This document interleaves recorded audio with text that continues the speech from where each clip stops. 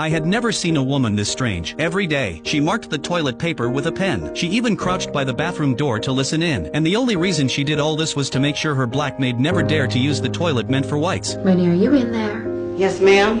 And just what are you doing? The moment she heard that, the maid flushed the toilet. That single sound drove the lady of the house into a rage. Get off my toilet! Minnie was thrown out on the spot, losing her job. But she wasn't about to bow her head. She was ready to fight back in her own way. The very next morning, she showed up at Hilly's house with a special chocolate pie. She pretended to apologize for what she had done. Hilly, unaware, sat there eating the pie while tossing insult after insult. Minnie had held back long enough. Eat my shit. What'd you say? I said eat my shit.